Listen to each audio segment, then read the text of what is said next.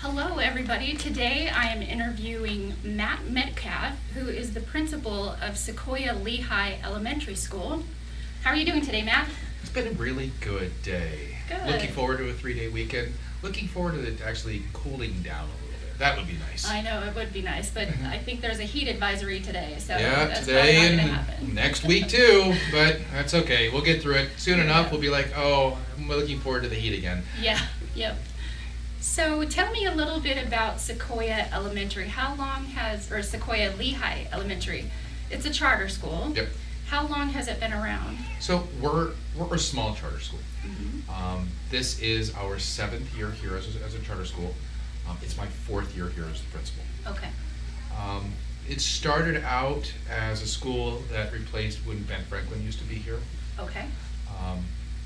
We're designed to be just small classrooms, a small environment type charter school. Okay. So you have how many students altogether? So right now we have about 105 students. Capacity is probably about 120, but I don't want to have as many as we possibly could because our whole goal is to keep our class sizes as small as possible. I noticed, I took a tour of this school. He gave me a tour right before the interview, and the class sizes, some of them were as small as 12, 13 in our kindergarten class. Our largest class right now is 24 students in 5th grade. Okay. So tell me about some of the features that you have here that kind of give kids an advantage over going to other schools. When people think of a small school, they think that stuff we don't have. Mm-hmm. And yeah, when you look at a large district type school, they have a lot more stuff than we would necessarily have. We don't have a gym. Okay, that's not something we do have. We do have a basketball court though. But what we do have is we have a community of students. We have students that want to work together. So we have a garden. We have a garden in which our 6th graders every single year work with our 1st graders. So we got 12-year-olds, 6-year-olds working together to build a brand new garden. They've grown vegetables. We've sent vegetables home with students. These students take pride in it. And not only do the students who are working on it take pride, but the rest of the students take pride. It's right there by the sidewalk. I have never had students walking through it, never had it destroyed, stuff pulled out. The kids here want to take care of this school because it is their school, not ours. I've noticed just as I was touring and you were taking me from classroom to classroom that it's very personal. You seem to know just about all of the kids by name, and they know you, and you kind of joke around, and it just seems like a really friendly atmosphere. Another thing that I thought was a very interesting concept is at lunchtime you have the kids together so that if you have family members, they can sit together. Kids can intermingle with kids from other grades, and kind of promotes a social atmosphere. Lunchtime at a lot of different schools is designed to just feed the students. We want to feed them and get them out. Right. We give them 15 minutes, here you go, stuff your food, get out. I'm sorry, my 5-year-olds right now walking in, it's still August, they can't eat in 15 minutes. I have kids. I've looked at my kids, they can't finish eating in 15 minutes. I have a 24-year-old that can't finish eating in 15 minutes. Right. But when they're sitting there and they come into the cafeteria, they don't just have to sit with their class. I have kindergarten through 3rd grade in there. They sit where they want to. They sit with the groups that they create with. They have recess together. So the kindergarten through 3rd graders, not only do they get to intermingle with each other, socialize with each other, but then I have my 6th grader or my 3rd graders as more of a mentor and showing the other kids what they're supposed to do and how they're supposed to act. And then as the 3rd graders become 4th graders, then I have the 6th graders there showing the other kids, this is what's expected, this is how to act. You're older now, so these are the things that you're going to encounter as being an older student. So those are the things that we expect you and how to act with. That's great. So tell me about your robotics program. 3 years ago, we decided to create a robotics program. Our special ed teacher, Mrs. Bean, came to me and asked me if we could do a robotics. She had done it at another school. It's another school within our organization. Little different demographic, a lot more students, a lot more parental donations to the school, and asked if it's something that we could do. And I'm like, you know what? There's never a reason why we can't try something. So we decided to create a robotics. We had 3 robotics teams. They built the robots themselves. They competed across Phoenix. They went to 5 different competitions. And in the end, one of our teams actually ended up placing top 30 in the state of Arizona because they went to the state competition. And it was impressive because those kids at this school you wouldn't think would have an opportunity to be able to work with robotics. Right. Those are some of the same kids that right now in 8th grade, no, he's in 7th, no, he's in 8th grade. He's in 8th grade right now. He's actually going to the high school for taking math classes every morning because of the opportunities they have. That's great. So tell me how the reading program works here. We work really hard with our students. Reading is the most important thing. There's not a school that's going to say reading isn't the most important thing. We have a Title I teacher, reading specialist, that creates different lessons for all the students that she sees. We have 105 kids. She might see 60 of them every single week working on a specific skill that they need. You might have a 5th grader that reads great, but has a problem retaining all the information that they're reading. So she creates lessons for them based off of what they actually need. So she works with all of those students. We've had students come into us. We had a 6th grader last year that came in, and at 4th grade she had already been retained. She had been held back. She had been kept in the back of the room at her other school.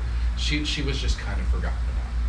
Parents were worried about her, wanted her to do well, but after what everything else the other schools has told her, she didn't think she would ever be able to do it. She came in, she was minimally proficient, barely name on the paper kind of scores. She walked out of here in 6th grade last year, able to read, understanding math, high self-confidence, and scored a proficient score on their AZ Merit test. It's a huge thing to be able to do, but the time that reading specialists and the teachers take with each one of these students helps to promote them to success and gives them the confidence that they know that they can. Right now, I heard from her, she's a straight A student at one of the Mesa Public Schools. That's awesome. That's incredible. So what I'm gathering is that a huge benefit of coming here is just the personal attention to each child's needs, and that the smaller population really promotes that. Not only do the teachers know every student in their class, and the aides know every student in the school, and Mrs. Sanders, the registrar, knows everything about every parent in the school. I know everybody. I can tell you the name of every student, but I can also tell you how they're struggling, what they need to be motivated, what I can do to help them, and what I can do to help the teachers. The students know each other. The students care about each other, and the students want each other to succeed. I don't have bullying problems. You have on every playground, everywhere, you're going to have some kid saying something he probably shouldn't say. That's going to happen, yes. But the kids aren't teasing each other because they're doing well. Kids aren't teasing each other because they need extra help. I have students who go to speech. Every Tuesday they get up and go to speech, and I have the other students in the class going, I want to go to speech. Can I go to speech too? I have students who go see Mrs. Miskin, our reading specialist. Can I go? No, you don't need to go. You sure I don't need to go? The students want everybody else to succeed. The 6th graders work together with each other to making sure that they are all successful. So it's I had a student the other day who was he was very upset. He didn't do well on the spelling test. He knew he didn't do well on the spelling. He was paranoid that his mom was going to be upset. He was sitting in the room crying. So he's lunchroom crying. I walk over, check to see if he's okay. I had 3 girls from 3 different classes come over and sit next to him. Aww. Just to make sure that he was okay and explain to him, it's going to be all right. You'll be fine. We got this. Aww. Okay? I knew his mom wasn't going to be upset, but those girls wanted to make sure he was taken care of. Uh-huh. So that's what we offer here, which is much above and beyond what the school looks like, what the school name is, whether we're a public, a charter, it doesn't matter. It's about what happens inside the classrooms. Very good. So tell me about the library. This is my 4th year here. The first year I walked in, there was probably 500 books. Total chapter books, dictionaries, picture books. It was depressing. I got donations from several different places. I brought thousands of books with me. The biggest thing is students need to have a variety of what they want to read. Because yes, you can have the 2 books that the kid wants to read, but by the end of that month, they don't have anything and they're going to start reading the same thing over again. Right now, as a school of 100 students, we have over 10,000 books. Okay? And we're looking to add more.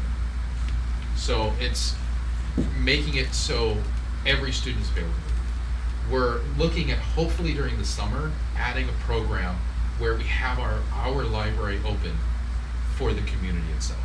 Because we have students down the street that would love to come over here and borrow a book. But we would not just have it open to our students. We'd have it open to any elementary student. Student wants to come over here. I don't care what school they go to. I don't care if they go to Ben Franklin. I don't care if they go to Lehigh. I don't care what school they go to. If they need a book to read, I'd much rather them come in and borrow a book. And if we lose a book, we lose a book. That's not the most important. The most important is that that student is reading. Very good. So if parents want to learn more about Lehigh, how can they get in contact or where can they go to find out? My biggest thing is I would love for parents to come see the campus. You drive by, it's hard to find. It is. It is hard to find. We're behind the Mesa Historical Museum. We're in a little corner. Yeah, we're hard to find, but it's safe back here. Yeah, like I would have no idea that there's a school back here if I didn't know that I was coming here. Unless you know where it's at, you're not going to find it. Yeah. I love for parents to come here. I love to be able to show them what they want. We do have our website, which is sequoialehi.org. Okay. They can always call our office. I give tours whenever somebody comes in. I love meeting with the parents and getting to know the students when they come in. I know every student on our campus. In fact, I know almost every car on our campus that comes to pick up their students. So I can tell you, who the first 5 cars are going to be lined up, when he comes to pick up. But once people see what we actually do, it makes a difference to them. So if a child is to come here, the parents have to drive them or carpool? Yeah, we don't have any transportation. Transportation is a very difficult thing. So all the parents and all the students that come here, those parents choose to want to be here. So they've made that choice going, I would rather take the time to drive to that school than to just send my kid out the door, put him on the bus, which is easier. My son takes the bus to the school that he goes to in high school. Yeah, it's great. Okay, you go to the bus. But these parents come here every day, drop off their kids, pick them up. We do have some kids that go to Boys and Girls Club and those types of places that actually provide transportation here and there. But it's the choice because this is the kind of environment that they want. Very good. Well, thank you so much. Is there anything else that you want parents or kids to know about the school? We work very hard at creating an environment that is right for the students that are here, right for every student. One of the biggest things that I didn't mention is this is my 4th year here. My first year coming in, the school wasn't doing that great. We were a C school 2 years ago. We were a B school last year.